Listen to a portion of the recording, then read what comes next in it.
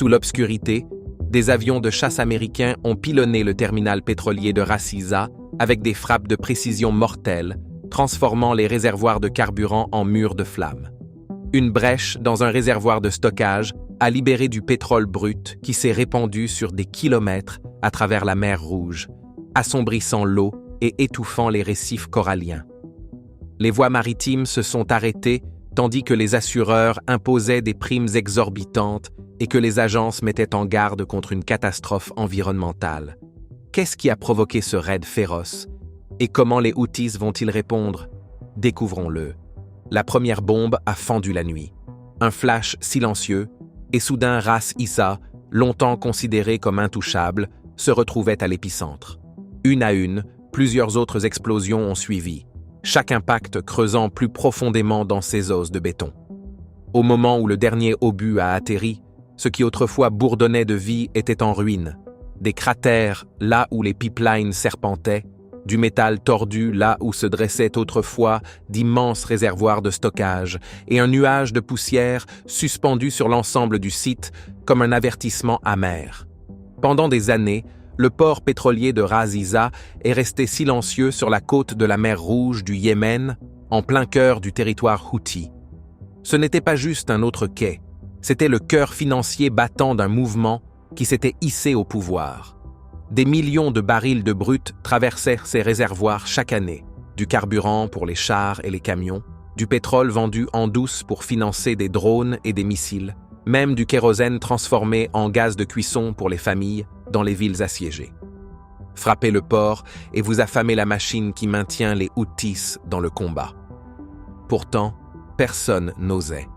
Les avions saoudiens avaient mitraillé et bombardé tout autour pendant des années, villages, routes, dépôts de munitions, mais la bouée de sauvetage pétrolière des Houthis restait intacte. L'attaquer risquait de provoquer une réaction mondiale, des prix du carburant en flèche, des dirigeants mondiaux furieux et des accusations de crimes de guerre si des civils étaient blessés. Tout le monde jouait la sécurité, regardait de loin et laissait Ras Isa fonctionner comme une bombe à retardement. Jusqu'à cette nuit. Les États-Unis n'ont pas simplement franchi la ligne. Ils l'ont anéanti. 7 frappes, pas des missiles lancés au hasard, mais une attaque précise et calculée qui a nivelé les dépôts de carburant, détruit des entrepôts remplis de pièces de rechange et effondré les tunnels souterrains utilisés par les Houthis pour déplacer du matériel à l'abri des satellites. Une explosion a même percé un centre de commandement soupçonné d'être enfoui sous un hangar. Une preuve que ceux qui ont planifié cela savaient exactement où frapper. Ce n'était pas une simple victoire tactique, c'était une déclaration « Nous vous voyons, nous savons où vous cachez votre source vitale, et nous pouvons la faire disparaître. » Le port qui se trouvait autrefois dans une zone de sécurité démilitarisée était devenu la scène d'un message audacieux à l'Iran, aux Houthis et au reste du monde. Réfléchissez à ceci, Ras Isa se trouve juste au sud du détroit de Bab el-Mandeb, l'un des passages maritimes les plus fréquentés de la planète. Chaque jour, des navires marchands venus d'Europe, d'Asie et d'Afrique passent dans son ombre, transportant de tout, de l'huile de palme à l'électronique. Si ces navires commencent à éviter la zone, le commerce mondial se grippe, les prix au comptant flambent, les marchés boursiers s'agitent. Une seule frappe ici provoque des ondes de choc sur plusieurs continents. Alors pourquoi le faire? Parce que parfois, il faut réinitialiser le jeu en brisant ses règles les plus sacrées. En frappant Ras Isa, les États-Unis ont pris un pari, montrer leur force, ébranler les parrains des Houthis et avertir quiconque envisagerait de déplacer des missiles vers les voies maritimes. Un pari qui dit « Désormais nous jouons selon nos propres règles ». À l'intérieur des réseaux de bunkers houthis, les alarmes ont sûrement hurlé. Les commandants qui buvaient autrefois du thé bon marché à l'ombre des palmiers couraient désormais sur des tas de gravats, cherchant ce qui avait survécu. Leurs camions de carburant du marché noir, essentiels au financement de leur campagne, gisaient calcinés. Les contrebandiers qui comptaient sur ces expéditions nocturnes vers les pétroliers grecs avaient perdu leur mine d'or. Dans les semaines précédant le coup de marteau sur Ras Isa, les Houthis ne se faisaient pas discrets. Ils semaient le chaos à travers la mer Rouge. Des pétroliers commerciaux ont dû esquiver des roquettes et des tirs d'armes légères. Les destroyers de la marine américaine se réveillaient chaque matin sous le verrouillage radar Houthi, leurs équipages observant les systèmes hostiles entouraient leurs navires de grands rectangles rouges. Des drones Reaper, les yeux silencieux dans le ciel, chutaient sans un bruit. Et dans un quasi-accident qui a fait battre tous les cœurs, un missile Houthi a sifflé près d'un F-16 Fighting Falcon de l'US Air Force, un chasseur agile monoplace capable d'atteindre Mach 2, dont le pilote a dû encaisser de fortes accélérations pour éviter l'explosion. C'était clair, les Houthis ne se contentaient pas de se battre. Ils provoquaient Washington à faire le premier pas. À la mi-mai, les plateformes de renseignement américaines avaient discrètement reconstitué un portrait complet de la vie secrète de Ras Isa. Des drones MQ-4C Triton patrouillaient à 55 000 pieds d'altitude, scrutant les points chauds et les formes métalliques. Des satellites détectèrent des longueurs d'onde révélant les convois de camions-citernes arrivant discrètement la nuit. Les équipes de SIGINT au Moyen-Orient et en Europe interceptaient les échanges houtistes, des messages cryptés rebondissant à travers des antennes enfouies sous les planchers d'entrepôts, des ordres transmis dans des conteneurs maritimes rouillés. Ce qui avait commencé comme un simple dépôt de pétrole brut était devenu un nœud vivant et vibrant. Un point où l'argent, les hommes et les ordres circulaient à travers des tunnels souterrains et des camions de commandement mobile. La goutte d'eau est venue quand la SIGINT a capté des discussions sur une nouvelle livraison d'armes destinée aux fronts régionaux. Les planificateurs américains ont vu des caisses de moteurs de roquettes chargées sur des remorques, des tubes de mortier empilés sur des palettes et ont estimé que ces armes nourriraient bientôt des combats plus proches. C'est à ce moment-là que Ras Isa est passé de infrastructure à cible militaire. Du jour au lendemain, les analystes ont calculé les pertes, les experts logistiques ont tracé les flux d'approvisionnement et les juristes ont validé que cette frappe ne violerait pas les lois de la guerre. Dans des salles confidentielles, ils ont apposé l'étiquette « Package Delta » sur le dossier et attendu le feu vert. À 1h03, par une nuit étouffante sur la mer Rouge, l'ordre a été transmis par ligne sécurisée au porte-avions USS Harry S. Truman. Le Truman, l'un des 10 porte-avions nucléaires de classe Nimitz des États-Unis, déplaçant plus de 100 000 tonnes et abritant plus de 6 000 marins, a relevé le défi. Sous les ponts, les équipes aériennes ont enfilé leurs combinaisons de vol, se sont regroupées sous la lueur des écrans de statut et ont vérifié chaque rail de missile. Sur le pont d'envol, les membres d'équipage en chemise jaune, responsables des systèmes de catapultes, étaient postés près des tuyaux à vapeur, prêts tandis que les catapultes se préparaient à propulser les jets dans l'obscurité. L'opération n'était pas un tir de semonce, ce n'était pas une pression diplomatique. C'était le genre de force calibrée et écrasante que les États-Unis ont perfectionné. En partie précision, en partie tromperie, en partie puissance brute. Sur le pont, 4 FA-18E Super Hornets, chasseurs multirôles biplaces embarqués, s'alignaient par paires. Leur ventre débordait de GBU-38 JDAM, des bombes guidées par GPS, capables de percer le béton armé, et de missiles AGM-88 armes, conçus pour traquer les radars ennemis comme des chiens de chasse. 2 EA-18G Growler rôdaient à proximité, leurs nacelles de guerre électronique scintillant alors qu'elles chauffaient pour brouiller les défenses aériennes Houthi. Alors que la vapeur sifflait et que les barres de lancement se verrouillaient, le flux en direct du Triton déclencha un bourdonnement assourdissant dans la salle d'opération du porte-avions.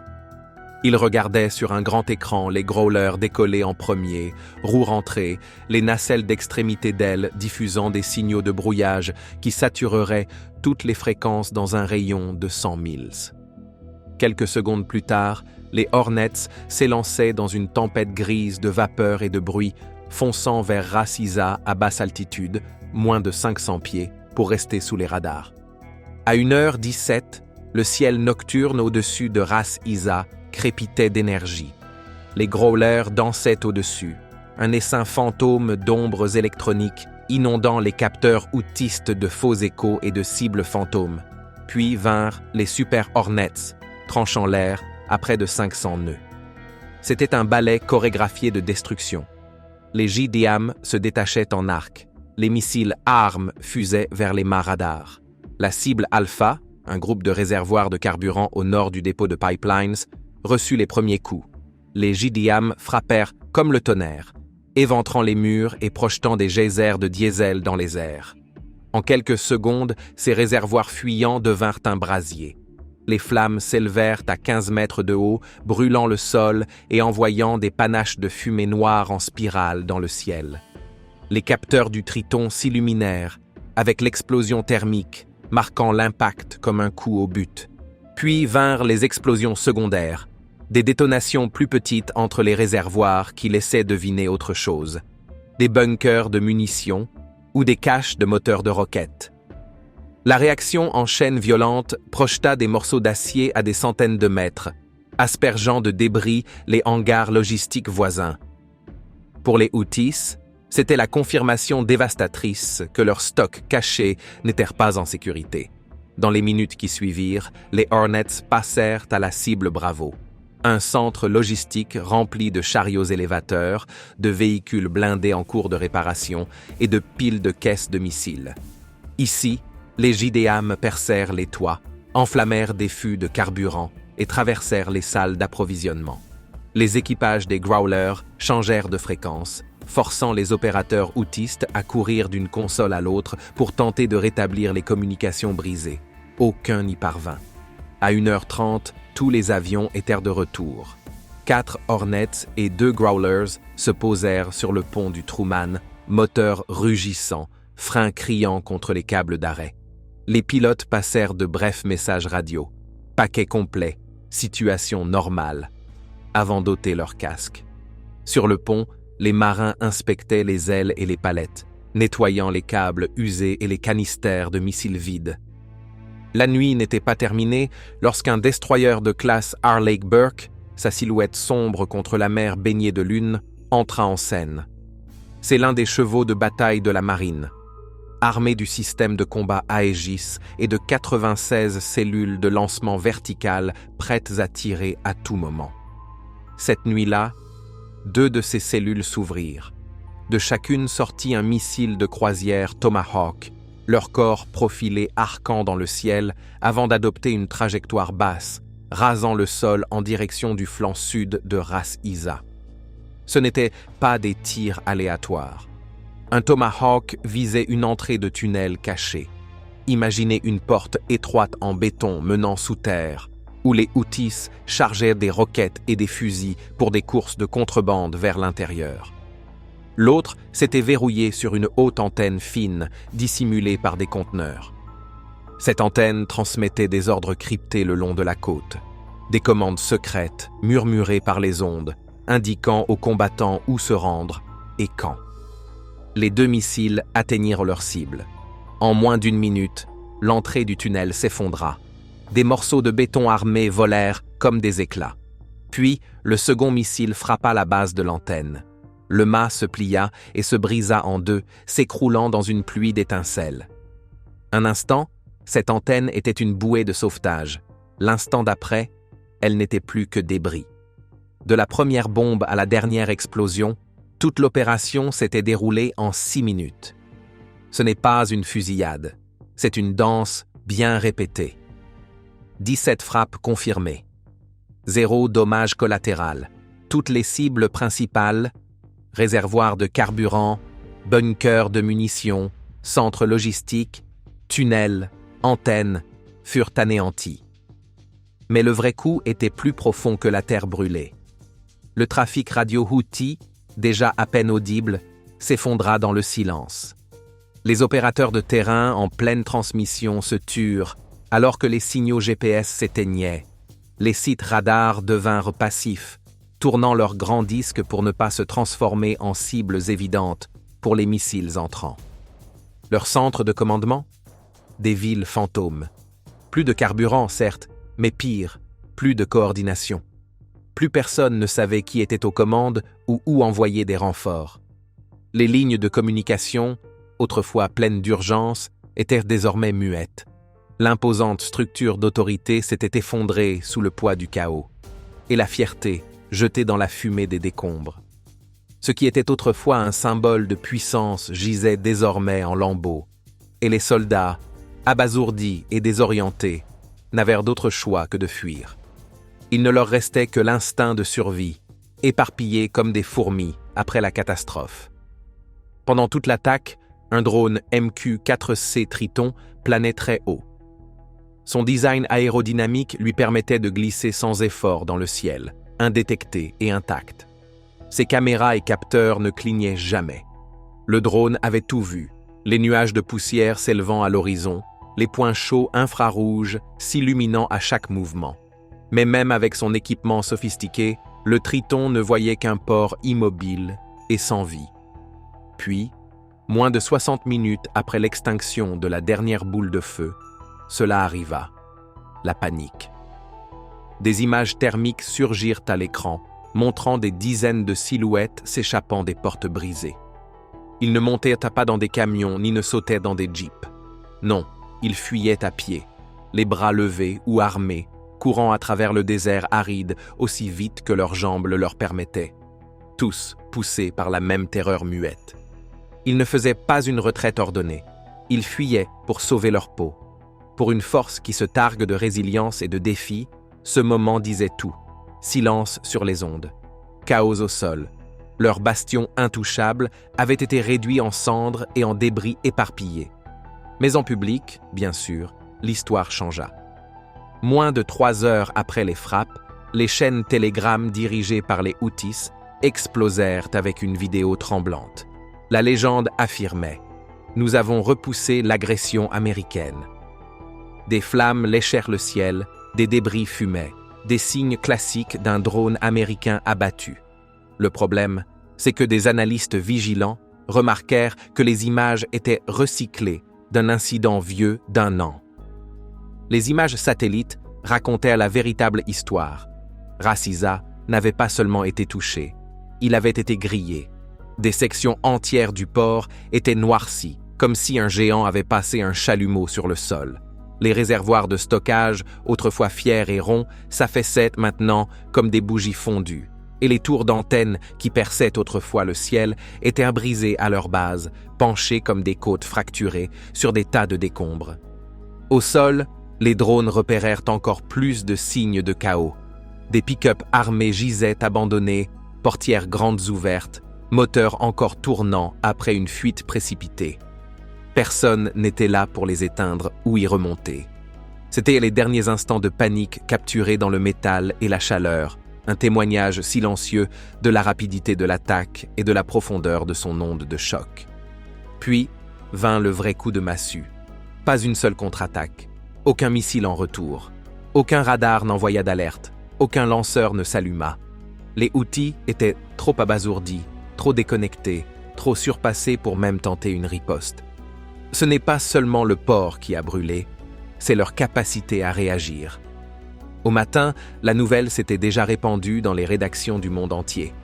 Les titres annonçaient une frappe massive des États-Unis sur Ras Isa, un centre clé d'approvisionnement en carburant des Houthis. Des experts en défense prirent la parole. Certains affirmèrent que les États-Unis avaient eu raison de cibler les lignes économiques, jugeant cela nécessaire pour couper les financements des drones et missiles, tandis que d'autres alertaient sur une escalade dangereuse qui pourrait entraîner le conflit sur un nouveau territoire. Dans les rangs houtistes, la confusion régnait.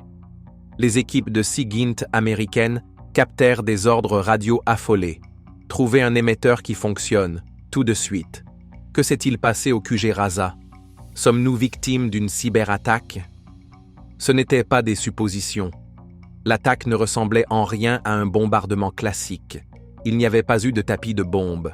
C'était chirurgical, ça frappait fort, vite, et en parfaite synchronisation depuis les airs, la mer et l'espace, des frappes multidomaines conçues pour désorienter plutôt que simplement démolir. C'est cette emphase sur le rythme et le contrôle qui fait la différence. En 6 minutes, les États-Unis avaient repris l'initiative, changé la donne, et forcé les Houthis a adopté une posture défensive pour la première fois depuis des semaines.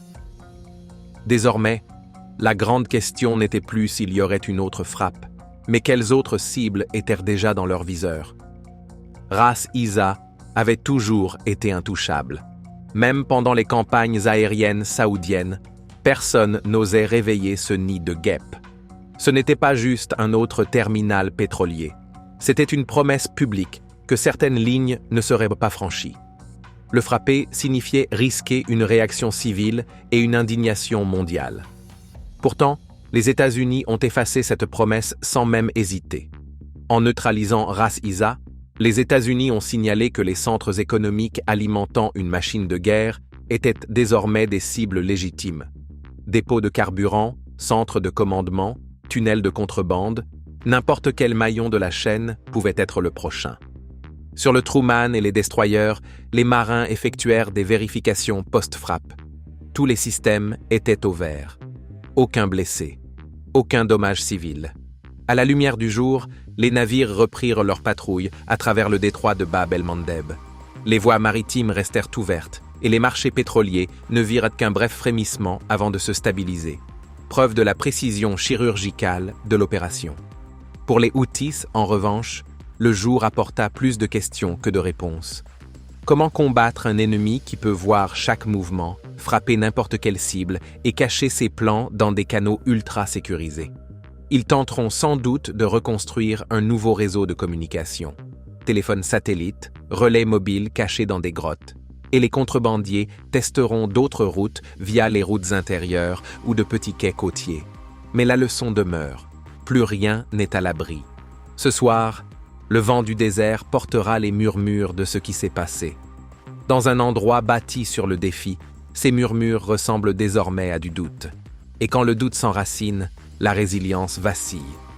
Une frappe de 6 minutes n'a pas seulement détruit Ras Isa. Elle a redéfini les règles de l'engagement, inversé le rapport de force et envoyé un message qui résonnera bien au-delà du rivage noirci du Yémen. Sur le Truman et les destroyers, les marins effectuèrent leur contrôle.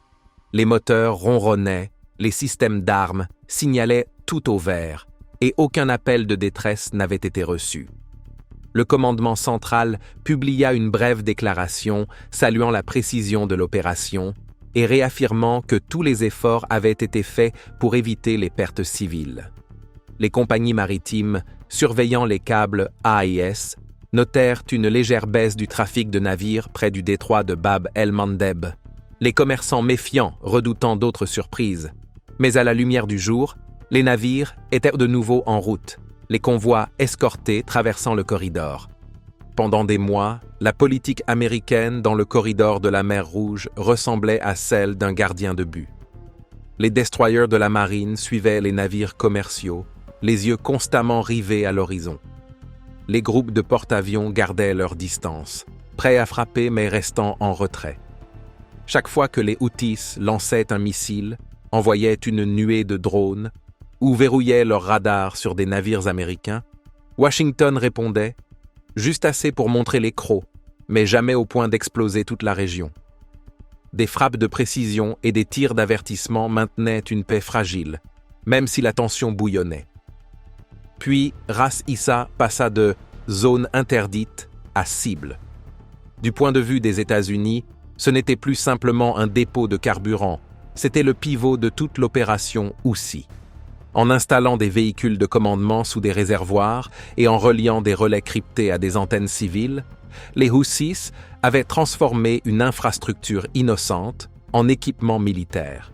Ils pensaient que cela les protégerait, misant sur la prudence bien connue de l'Amérique. Ils pensaient que le manuel n'avait pas changé. Il avait changé. Lorsque les Tomahawks et les Super Hornets frappèrent Ras Isa, ce n'était pas seulement une punition, c'était de la prévention. Téhéran, Damas et Moscou l'ont bien noté. Ce n'était pas une simple riposte. C'était une déclaration. Si vous utilisez des sites civils pour faire la guerre, ces sites ne sont plus protégés. Un terminal pétrolier devient aussi légitime qu'une batterie de missiles. Ce changement de mentalité a provoqué des ondes de choc dans les capitales qui observent les conflits par procuration. Quelques heures plus tard, Les traders pétroliers en ressentirent les effets. Les contrats à terme vacillèrent sur les marchés asiatiques avant de se stabiliser. Un rappel fugace mais brutal que même un murmure d'instabilité dans un point de passage stratégique peut ébranler les prix de l'énergie mondiale.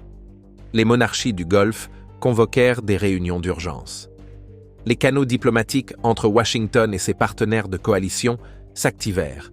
Le ministère des Affaires étrangères du Qatar, le Conseil de sécurité des Émirats arabes unis, même les lignes directes de l'Arabie saoudite vers les agents de liaison du DoD, virent un pic de trafic nocturne. Tout le monde voulait savoir où les États-Unis traceront-ils la prochaine ligne? Au-dessus de tout cela, les satellites suivaient une colonne noire s'élevant de Ras Isa. Depuis l'espace, le port ressemblait à une tache brûlée sur la côte. Les capteurs infrarouges détectaient une chaleur résiduelle, pulsant contre la nuit du désert, comme une plaie fraîche. À ce moment-là, le groupe de frappe américain avait déjà bougé. Drones ravitaillés, cellules de missiles réapprovisionnées et listes de cibles mises à jour étaient déjà en file pour la prochaine salve. Ce n'était pas de l'improvisation, c'était une guerre planifiée selon un modèle, chaque phase préétablie pour un effet maximal. En coulisses, les planificateurs assemblaient la chorégraphie de la frappe. Les cascades de guerre électronique des Growlers ouvraient des fenêtres pour permettre aux Hornets de passer à basse altitude. Les Tomahawks attendaient à quelques secondes de leur point de passage, puis descendaient à l'unisson. Les flux ISR, survol de Triton, transmission de Reaper et liaisons satellites sécurisées garantissaient l'absence de surprise. Après les éclairs et les détonations, les évaluations des dégâts commencèrent dans les 10 minutes, confirmant 7 réservoirs de carburant, 3 bunkers de communication et 2 bouches de tunnels détruits. 17 frappes, aucun dommage civil et aucune protestation des routes maritimes. Pour les Houthis, le coup n'était pas seulement matériel, il était psychologique.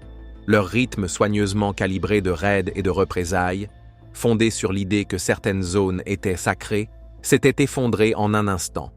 Les commandants de terrain se ruèrent sur n'importe quelle radio encore fonctionnelle, puis se turent quand aucune ne répondait.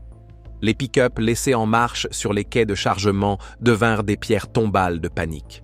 Les combattants se dispersèrent à pied à l'intérieur des terres, abandonnant des pans entiers de leur réseau de contrebande. Ce silence parlait plus fort que n'importe quelle roquette. Il disait « Nous avons mal calculé. Nous avons été trop loin. Nous ne savons pas comment répondre à cela. » Même leurs canaux de propagande retombèrent sur de vieilles vidéos recyclées, prétendant à des victoires fantômes contre des drones qui n'avaient jamais existé. Personne n'y croyait. Tous avaient vu comment Ras Isa avait réellement brûlé. À la suite des frappes dévastatrices sur Ras Isa, le porte-parole militaire Houthi Yahya Saree se tint devant une manifestation organisée par les rebelles à Sanaa et promit une riposte rapide. Il affirma que le groupe avait déjà ciblé 2 porte-avions américains naviguant en mer Rouge et une installation militaire près de l'aéroport principal d'Israël, l'aéroport international Ben Gourion.